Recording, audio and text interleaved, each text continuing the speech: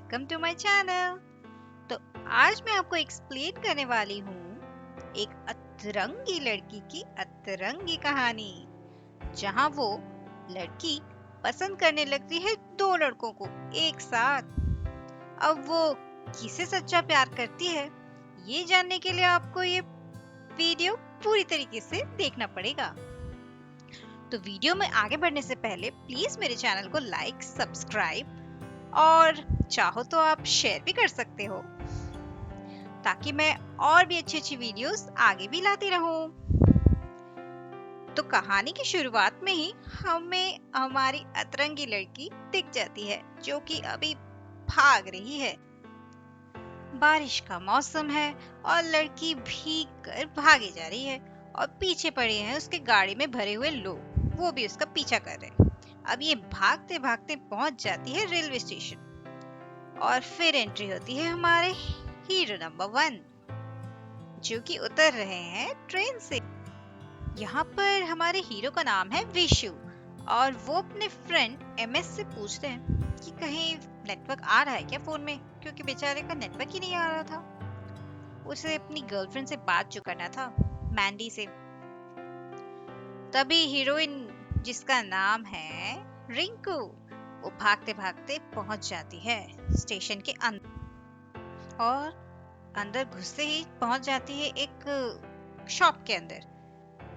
तो हीरोइन अंदर घुसकर धड़ाधड़ बस कांच के बॉटल्स पकड़ती है और फेंकने लगती है बाहर। पर फिर आखिर में उन्हीं लोगों के साथ चल फिरती है अपने घर।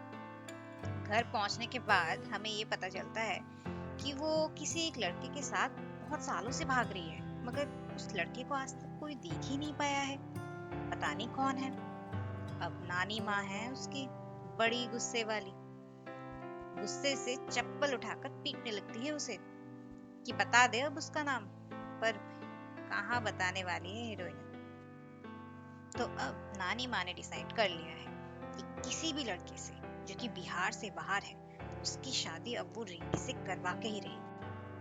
वहाँ विशु पोल पे चढ़ जाता है अपनी गर्लफ्रेंड से बात करने के लिए। उसकी गर्लफ्रेंड उसकी डीन की बेटी है और वो लोग लव मैरिज कर रहे हैं, तो 2 दिन के बाद उसे जाना ही पड़ेगा शादी के प्रिपरेशन के लिए। यहाँ रिंकू को तैयार करने के लिए शादी के लिए उसकी नानी जानबूझकर खीर में बेहोशी की दवा मिला देती है और बेचारी रिंकू बेहोश हो जाती है। और नानी के आदमी जाकर सोचते हैं कि विशु के दोस्त को उठा के लेके आएंगे, मगर अंधेरे की वजह से विशु को ही उठा के ले आते हैं वो लोग। अब विशु जैसे ही निकलता है बॉडी से बाहर, न जाने क्या क्या बोलने लगता है अपनी भाषा में। ये देखकर तो भाई नानी बड़ी खुश है कि अच्छा ही हुआ, जो भी मिला उससे बस इस रिंकू की शादी करवा दो। तो शादी की रस्में शुरू होने लगती हैं और जबरदस्ती विशु को ये हंसने वाला गैस सुगा दिया जाता है। अब ना चाहते हुए भी बेचारे विशु की शादी हो ही जाती है रिंकू से, हंसते हंसते। उसके नेक्स्ट डे वो लोग उसे ट्रेन में भेज देते हैं विशु के साथ। पर रिंकू तो बहुत गुस्से में है, कहती है मैं नहीं मानती ये सब शादी वादी को। तो विशु भी बता देता है कि मुझे भी कोई इंटरेस्ट नहीं है, मेरी खुद की गर्लफ्रेंड है वहां पर, मैं तो जाने वाला था एंगेजमेंट करके शादी करने, तुम्हारी वजह से फंस गया मैं। तो रिंकू एक प्लान बनाती है कि वैसे भी हम दिल्ली जा रहे हैं, तो दिल्ली जाके तुम अपने रास्ते मैं अपने रास्ते, क्योंकि मेरा भी बॉयफ्रेंड है। और वो अपने बॉयफ्रेंड के बारे में उसे बताती है कि उसका नाम सज्जाद है और 21 बार वो उसके साथ भाग चुकी है 7 सालों में। फिर एक गाने में हमें पता चलता है कि उसके स्टोरी में एक छोटी सी लड़की भी होती है जो हीरोइन के साथ भागती रहती है सज्जाद से मिलने के लिए। और सज्जाद एक बहुत बड़ा मैजिशियन होता है। तो उतरने के बाद विशु पूछता है रिंकू से कि कब तक आएगा ये सज्जाद। तो वो कहती है कि सज्जाद कोई जादू सीखने गया है अफ्रीका, 10-15 दिन में आ जाएगा। तो अब विशु बेचारी लड़की को थोड़ी ना कहीं छोड़ सकता है, इसलिए उसे ले ही जाता है अपने हॉस्टल। रिंकू को हॉस्टल में सारे लड़के बस दंग होकर देखने ही लगते हैं। विशु उसे चाबी देकर भेज देता है उसके रूम और अपनी दोस्त की जो धुलाई करता है ना, कि कैसे वो उसे वहां छोड़ के आ गया।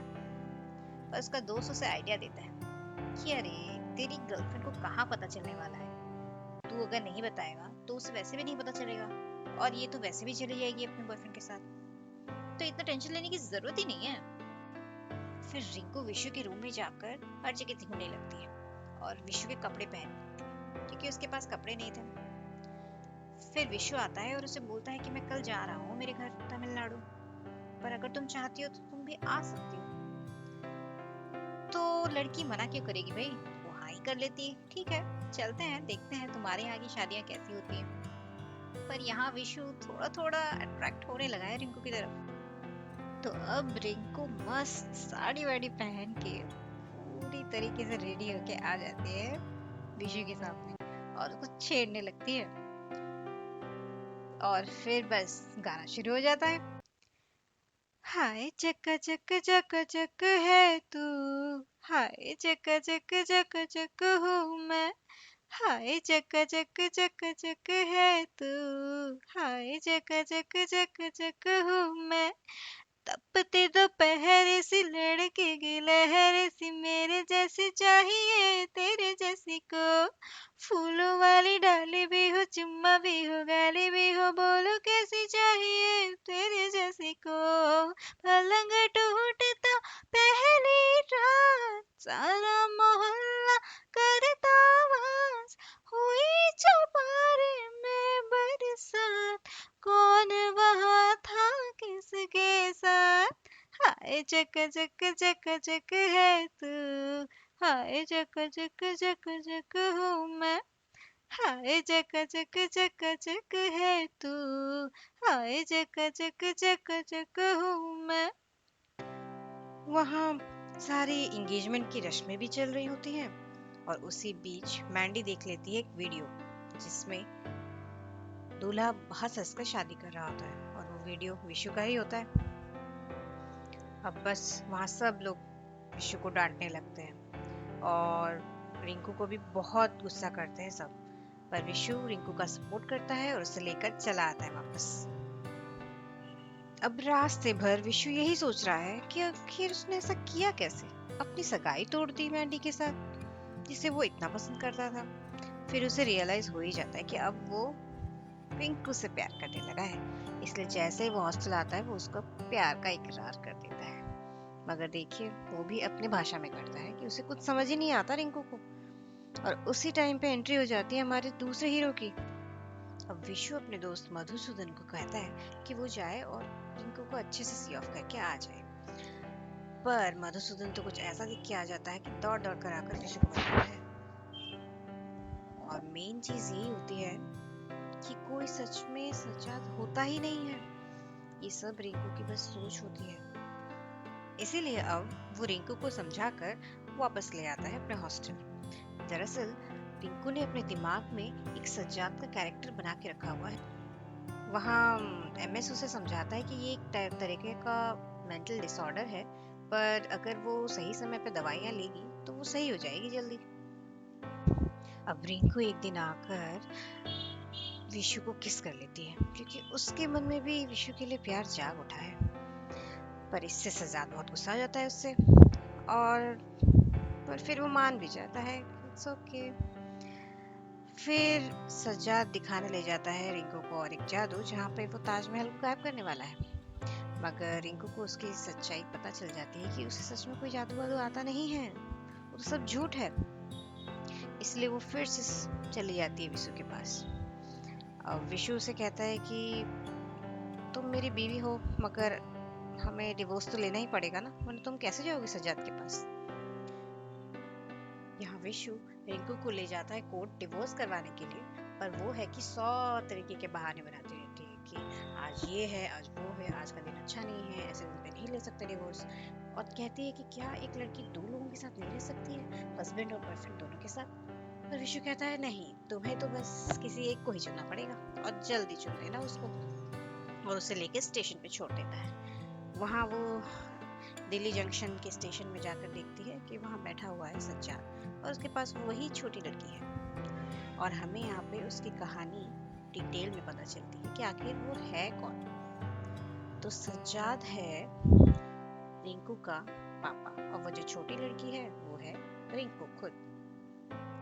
यहाँ पर हम देखते हैं कि सज्जाद सच में एक जादूगर था और उसे और कोई नहीं बल्कि रिंकू की माँ ही बहुत पसंद करती थी और उन्होंने भागकर शादी भी कर ली थी। इसी वजह से उसकी नानी बहुत गुस्सा होती थी रिंकू पर और शादी करने के बाद वो रिंकू की माँ को जबरदस्ती अपने घर ले आई थी, मिलने नहीं देती थी उन्हें। इसीलिए रिंकू की माँ चुप चुप कर भागा करती थी और उसमें रिंकू को भी लेकर जाती थी सज्जाद से मिलने के लिए। पर ये सब नानी को और सहन नहीं और इसी वजह से नानी गुस्सा होकर सज्जाद के जादू वाले पानी को चेंज करवाकर उसमें पेट्रोल रखवा देती है, जिसकी वजह से सज्जाद सच में स्टेज पे जलने लगता है और उसे देख के सज्जाद की वाइफ भी जाकर उसे बचाने की कोशिश करती है पर वो भी मर जाती है और ये दोनों बेचारे रिंकू के सामने जलकर मर जाते हैं। अब बस यही देखकर रिंकू के दिमाग में सज्जाद हमेशा के लिए सेट हो जाता है कि जैसे वो उसके साथ हमेशा ही है। पर ये इसका एहसास उसे हो जाता है कि सच में उसका पापा अब नहीं रहा और उसे उसके पापा को भूलना ही पड़ेगा। और जब उसे रियलाइज होता है तब फिर से वापस चली जाती है हीरो के पास। तो इससे हमें बहुत बड़ी सीख मिलती है कि जो भी मेंटल प्रॉब्लम से गुजर रहे हैं उनकी मदद करनी चाहिए, ना कि उनको गुस्सा कर कर या किसी और बहाने से आप कुछ कर सकते हैं। उनकी मदद करें, सही मेडिसिन और सही तरीके से उनका इलाज होगा तो वो लोग भी पूरी तरीके से ठीक हो सकते हैं। तो अगर आपको मेरा एक्सप्लेनेशन अच्छा लगा तो प्लीज मेरे चैनल को सब्सक्राइब कर दो यार, ये बिल्कुल फ्री है। तो मिलती हूँ आपसे नेक्स्ट वीडियो में। Till then bye bye.